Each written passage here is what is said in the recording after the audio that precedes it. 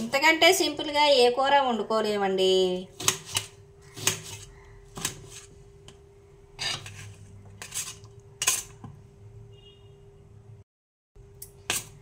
Hi friends, అందరూ ఏం చేస్తున్నారు? అందరూ బాగుండాలని కోరుకుంటూ వెల్కమ్ టు అక్షయ వెంకటరమణ. నేను అరటికాయ దొడ్డు చేస్తున్నాను. ఈజీగా 3 అరటికాయలు తీసుకున్నాను, చెక్కేసాను. 2 ఉల్లిపాయలు తీసుకున్నాను, ముక్కలు కోసేసాను. 3 పచ్చిమిరకాయలు తీసుకున్నాను, వాటిని కూడా కోసేసి ముక్కలు చేసేసాను. ఇగో 3 పచ్చిమిరకాయలు, 3 ఉల్లిపాయలు, 3 అరటికాయలు అన్నీ కోసేసి ముక్కలు కోసేసి చెక్కేసి శుభ్రంగా ముక్కలు కోసేసి అరటికాయ దుళ్ళి అంటారు. ఇది ఉడకబెట్టి చేసుకునేది వేపుడు, ఉడకబెట్టకుండా కోసి చేసేది ఇంకో వేపుడు. ఇది ఇగురు కాదు, కూర కాదు, పులుసు కాదు, అన్నీ కలిపేసి ఒక దాకలోకి వేసేసి వెరీ ఈజీగా సింపుల్గా చేసుకునే కూర. ఇవన్నీ వేసేసామండి. ఇందులో సాల్ట్ కూడా వేసేయాలి మనకి కావలసినంత.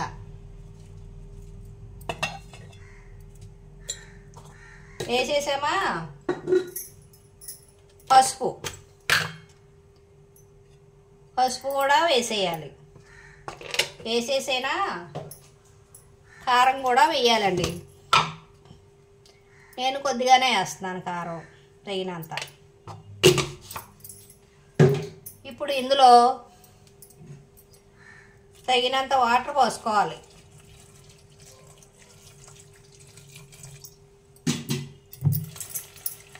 ఇలా కదిపేసి దీన్ని ఇప్పుడు పొయ్యి మీద పెట్టేసుకోవాలి, స్టవ్ మీద పెట్టుకోవాలి.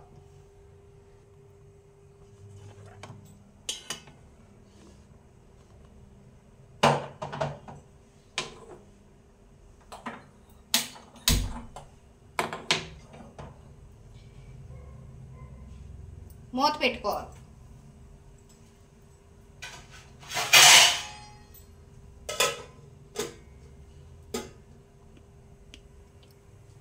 మూత పెట్టిన తర్వాత ఒక పావుగంట సేపు ఉడకనివ్వాలి. ఆ నీరంతా ఉడికిపోయాక ఆవిరైపోవాలి. ముక్క ఉడికినట్టు ఉడకాలి.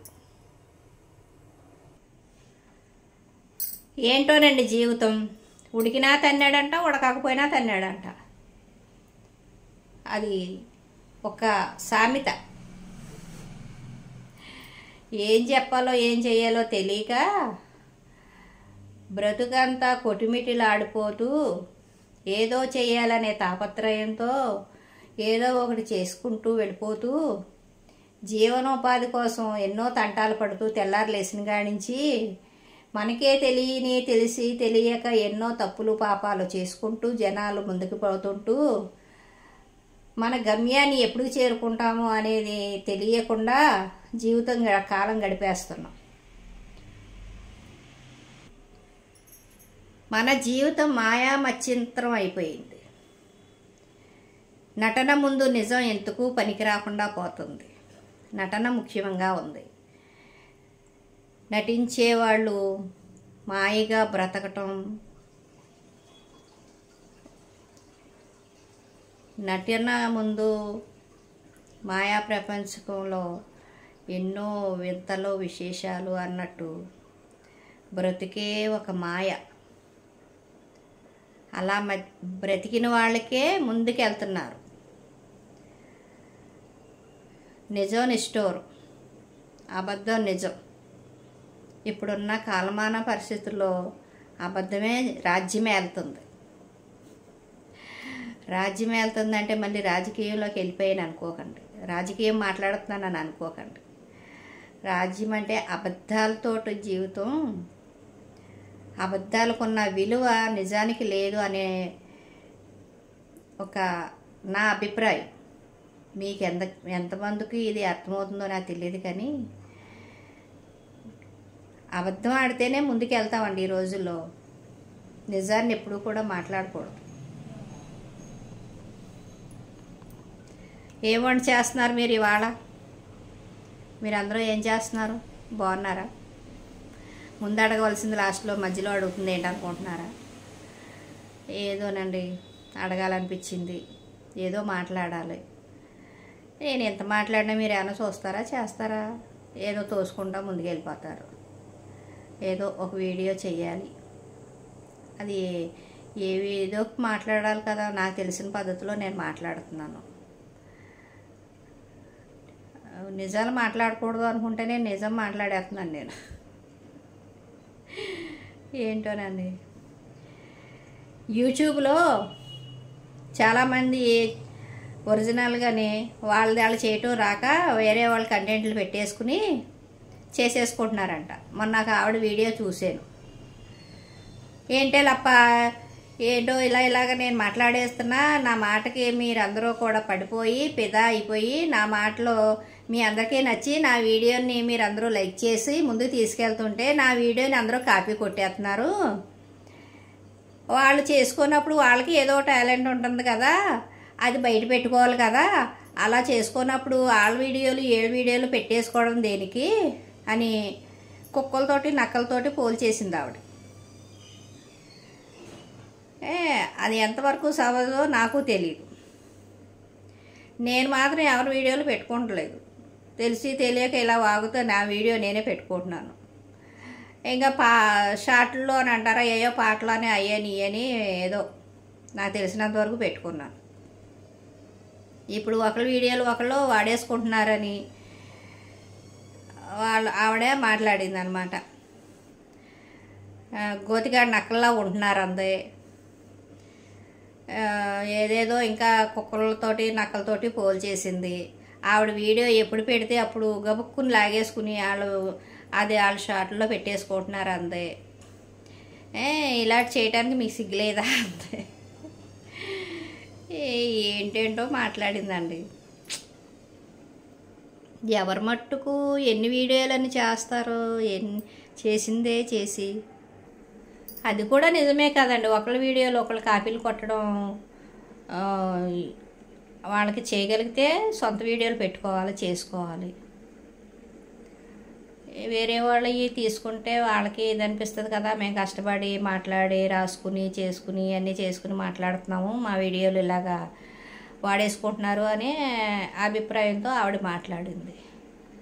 మనం దేన్ని తప్పు పట్టలేమండి. చేయగలిగితే సొంతంగా చేసుకోవాలి, లేదంటే మానేసుకుని ఊరుకోవాలి. నేను మానేద్దాం అనుకుంటున్నాను, మళ్ళీ ఏదో తాపత్రయం, ఏదో ఒకటి చేసి పెడదాం, చూస్తే చూస్తారు లేకపోతే లేదు, ఎవరి అభిప్రాయం వాళ్ళదే